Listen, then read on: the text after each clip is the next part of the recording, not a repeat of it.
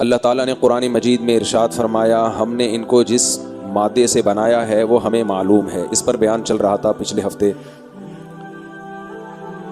کہ انسان کو فضیلت اس کے اس مادے کی وجہ سے نہیں ہے، میٹیریل کی وجہ سے نہیں ہے جس میٹیریل سے انسان کو بنایا گیا ہے. تو اب ظاہر ہے پھر کس بیس پہ فضیلت ہوگی؟ دو چیزوں کی بنیاد پہ انسان کو فضیلت ہے. ایک اصل میں تو ایک ہی چیز کی بنیاد پہ فضیلت ہے، وہ ہے عمل. اور عمل درست ہونے کے لیے ضروری ہے کہ اس کے پاس صحیح علم ہو.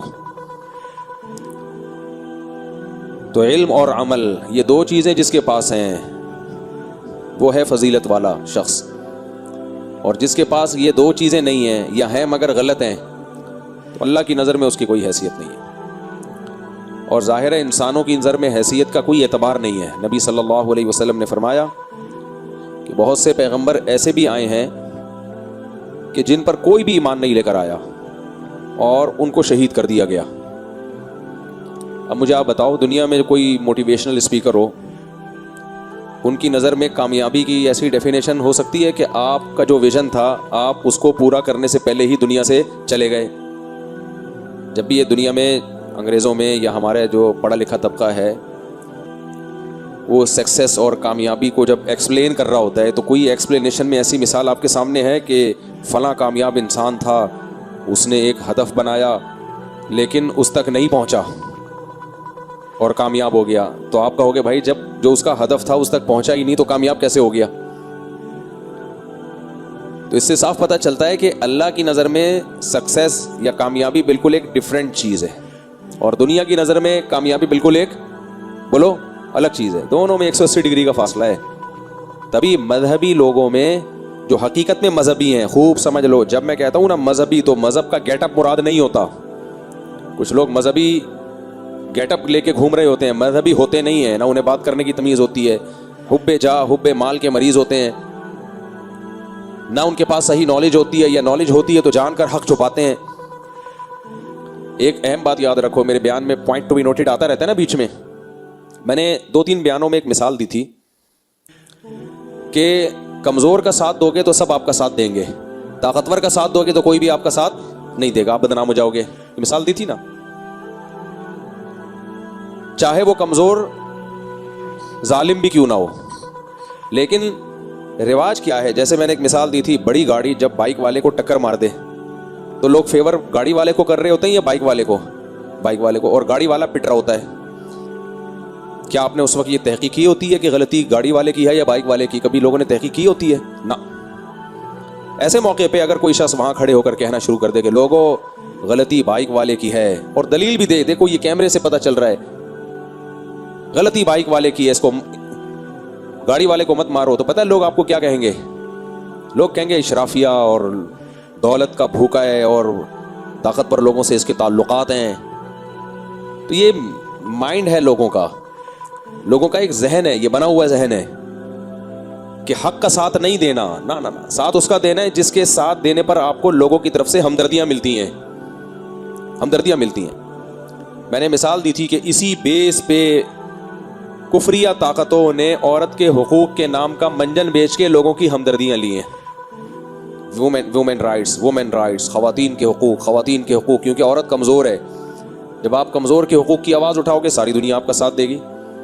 قطع نظر اس سے کہ بھائی یہ حقوق بنتے بھی ہیں کہ نہیں بنتے، اس سے طاقتور جو مرد ہے ایسا تو نہیں اس پہ ظلم ہونا شروع ہو جائے. نہ لوگ ساتھ ہمیشہ کس کا دیں گے؟ کمزور کا.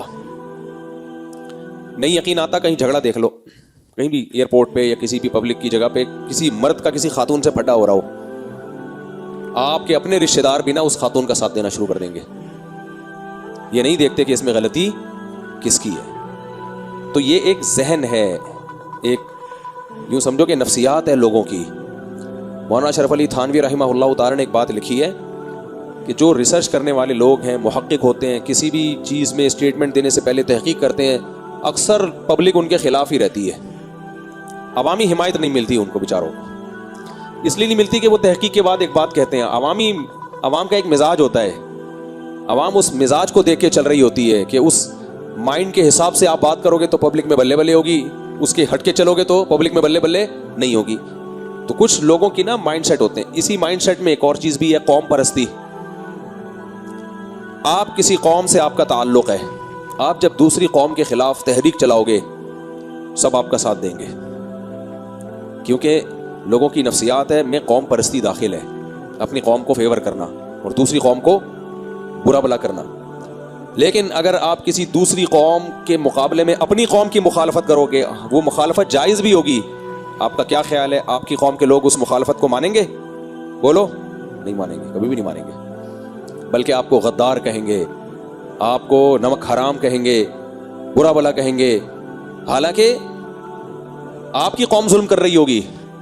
ایسے موقع پہ کوئی محقق آپ کی قوم میں اٹھے اور کہے کہ غلطی ہماری قوم کی ہے, فلاں برا نہیں ہے, پبلک اس کا ساتھ نہیں دے گی, پبلک اس کو الٹا برا بھلا کہنا شروع کر دے گی. خوب اچھی طرح سمجھ لو میرے بھائی, دنیا کے کرائٹیریا بالکل ڈیفرنٹ ہے, آخرت کا کرائٹیریا بالکل ڈیفرنٹ. بڑا مشکل ہے خدا کی قسم مذہب پہ چلنا, حق پہ چلنا, حق پہ چلنا بہت مشکل ہے. نماز روزے کی حد تک ٹھیک ہے, آپ کسی چیز کو حق سمجھتے ہو اور اس کو بیان کر دو جبکہ آپ کو یہ پتا ہو کہ اس پہ قوم سے مجھے فیور نہیں ملے گا. یہ بڑے راسخ فی العلم اور جن کا اللہ سے بڑا گہرا تعلق ہے ان لوگوں کا کام ہے یہ, عام آدمی کا یہ بس کا نہیں ہے یہ.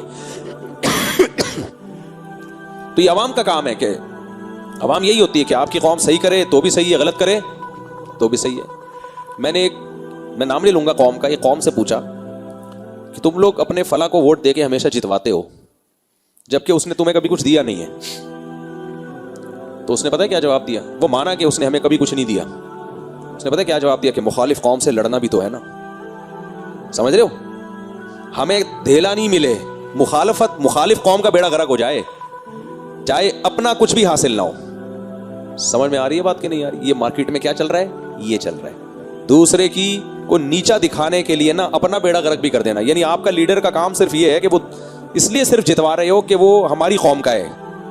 تو مخالف قوم کا آدمی چاہے ہمیں فیور بھی کرے, ملک کی تعمیر و ترقی کا ذریعہ بھی بنے, سب کچھ ہے, لیکن چونکہ ہماری قوم کا نہیں ہے تو ہم نے بہرحال اپنے آدمی کو نہیں اپنے آپ کو جتوانا ہے تاکہ دوسرا ایک دفعہ ذلیل تو ہو جائے نا. یہ ہے اٹ از کالڈ کھوپڑی. یہ مارکیٹ میں کون سی والی کھوپڑی چل رہی ہے؟ یہ چل رہی ہے. میں نے کہا پھر تمہاری مقدر میں, تمہاری قسمت میں ذلت مقدر ہے تمہارا. اس کو میں نے یہ کہے تھے, یہ 15-20 سال پرانی بات ہے. میں نے کہا پھر ذلت تمہارا ہمیشہ کے لیے مقدر. اور اب تک وہ الحمدللہ مارکیٹ میں کیا چل رہے ہیں, ذلیل ہی چل رہے ہیں. اب کون سی قوم ہے میں نہیں بتاؤں گا آپ کو, میں کیوں قومی لڑائی میں لوگوں کو ڈالوں, ذلیل ہی چل رہے ہیں مارکیٹ میں. یہ ہے اس لیے میرے بھائی اللہ کے سوا نا حق کہیں بھی نہیں ہے, سب بکواس ہے. یہ سارے سیاسی لیڈر بکواس کرتے ہیں, حق وقت کی باتیں جو کرتے ہیں نا, ہم حق پہ لائیں گے بھائی, اپنا منجن ہے, کیا ہے اپنا منجن ہے تو بیچ رہے ہیں آپ, لے لیا کرو, فائدہ ہوتا ہے اس میں, ان کو بھی ہوتا ہے آپ کو بھی ہوتا ہے. آپ یہ دیکھا کرو کس وقت کون درست ہے, بس اس کو لائے, باقی کوئی سب منجن بہت چل رہا ہے مارکیٹ میں. راسخ فی العلم لوگ جن کو علم میں رسوخ ہے, جو صرف اللہ سے ڈرتے ہیں, لا یخافون فی اللہ لومۃ لائم, اور اللہ کے بارے میں کسی ملامت کرنے والے کی پرواہ نہیں کرتے. خدا کی قسم یہ نماز, روزہ, حج, زکوٰۃ سب سے زیادہ مشکل عبادت یہ ہے. آپ کو پتا ہے میں جب مولوی بن رہا تھا نا تو مجھے سب سے زیادہ پتہ ہے کس چیز سے ڈر لگتا تھا. مجھے یہ خوف کبھی بھی نہیں ہوا کہ مولوی بننے کے بعد مجھے کھانے کو کہاں سے ملے گا, کبھی بھی خوف نہیں ہوا الحمدللہ. پتہ نہیں ایک دل میں اللہ نے تسلی ڈالی ہوئی تھی کہ اللہ کھلائے گا. مجھے یہ خوف بھی نہیں ہوا کہ لوگ ملا ملا کہہ کے مذاق اڑائیں گے. میں نے کہا چھوڑو, وہ دور سے میں گزر چکا تھا, جتنا لوگوں نے ملا ملا کہنا تھا کہہ دیا تھا.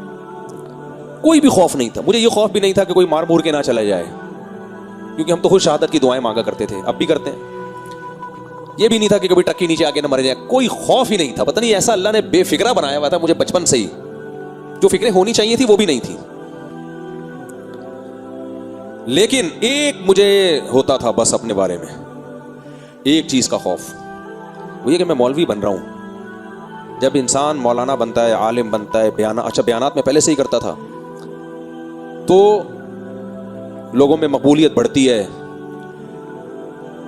تو ایک خطرہ بہت ہوتا ہے کہ بہت مواقع پر ایسا ہوتا ہے کہ آپ کو حق بولنا آپ پر ضروری بن جاتا ہے, اور مصلحت کا تقاضا بھی ہوتا ہے. بعض دفعہ حق کا پتہ تو ہوتا ہے آپ کو, لیکن اس کا بیان کرنا مصلحت سے خالی ہوتا ہے, تو اس وقت خاموشی اختیار کرنی چاہیے. ہر حق بیان کرنے کا نہیں ہوتا, اس میں بھی کوئی پرابلم نہیں ہے بھائی, وہ حق موقع نہیں ہے بیان کیا جائے. بعض دفعہ آپ کو حق کا پتہ ہوتا ہے اور اس کا موقع بھی ہوتا ہے, لیکن آپ کو یہ پتہ ہوتا ہے کہ اس سے میری عزت کم ہو جائے گی. خدا کی قسم یہ بڑا مشکل پوائنٹ ہوتا ہے کہ آپ کے اپنے آپ سے ناراض ہو جائیں اور آپ کی عزت اس میں جانے کا خطرہ ہو. یہ بڑا مشکل موقع ہوتا ہے کہ ایسے موقع پہ انسان حق بیان کر دے. تو اس لیے اگر میں نے زندگی میں اپنے لیے سب سے زیادہ کوئی دعا مانگی ہوگی نا اس نوعیت کی دعاؤں میں، تو ان میں کہ اللہم اجعلنا من الذین لا یخافون فیک لومۃ لائم. قرآن کے الفاظ ہیں کہ اے ایمان والو اگر تم دین سے ہٹو گے، پیچھے ہٹ جاؤ گے، تو اللہ ایسی قوم کو پیدا کرے گا یحبونہم ویحبہم، یحبونہ ویحبہم، اللہ ان سے محبت کرے گا اور وہ اللہ سے محبت کریں گے. ولا یخافون فی اللہ لومۃ لائم، اور اللہ کے دین کے معاملے میں یا حق کے معاملے میں کسی ملامت کرنے والے کی پرواہ نہیں کریں گے. یہ اللہ کے قرآن میں الفاظ ہیں. کیا مطلب؟ اس کو سمجھنے کی ضرورت ہے. اللہ نے فرمایا یا ایھا الذین آمنوا، اے لوگو جو ایمان لائے ہو، من یرتد منکم عن دینہ، جو دین سے پیچھے ہٹے گا، جو دین سے پیچھے ہٹنے کے مختلف درجات ہیں. بالکل ہی کافر ہو جائے، اسلام چھوڑ دے، یہ بھی دین سے پیچھے ہٹنا ہے. یہ بھی دین سے پیچھے ہٹنا ہے کہ آپ اسلام پر مکمل عمل کرتے تھے مگر اسلام تو نہیں چھوڑا، مگر نماز روزہ حج زکوٰۃ چھوڑ دیا آپ نے، اسلامی احکام چھوڑ دیا آپ نے. یہ بھی دین سے پیچھے ہٹنا ہے. دین سے پیچھے ہٹنے کا ایک درجہ یہ بھی ہے کہ 100% اسلام پہ عمل کیا کرتے تھے، اب آدھا عمل کرنا شروع کر دیا. کوئی گناہ نہیں کرتے تھے، کرنا شروع کر دیا. تو ارتداد کلی ہو یا جزوی ہو، سب اس میں داخل ہے. تو اللہ نے کیا کہا کہ فسوف یأتی اللہ بقوم یحبہم ویحبونہ. تو کوئی بات نہیں، تم پیچھے ہٹ جاؤ، اللہ ایسے لوگوں کو پیدا کر دے گا جو اللہ سے محبت کریں گے اور اللہ ان سے محبت کرے گا. اب دیکھو آیت کا انداز کتنا عجیب ہے. ہونا یہ چاہیے کہ اللہ تعالیٰ یوں بتائیں کہ اے ایمان والو تم میں جو دین سے پیچھے ہٹے گا تو اللہ ایسے لوگوں کو پیدا کر دے گا جو دین سے پیچھے نہیں ہٹیں گے. یہ ہونا چاہیے نا انداز بیان. بھائی جو یہ ہم کہہ رہے ہوتے ہیں، ایک مزدور کو آپ نے کام دیا کہ یار یہ بوری یہاں سے اٹھا کے یہاں رکھ دو، وہ نہیں رکھ رہا، آپ کہا بھائی تو نہیں رکھے گا میں اس سے رکھوا لوں گا، یہی کہو گے نا آپ؟ کیا خیال ہے بھائی؟ کیا ہو گیا آپ لوگ تو ویسے بور بیٹھے ہوئے ہو یار؟ کیوں؟ مجھے خوشی ہوتی ہے خدا کی قسم.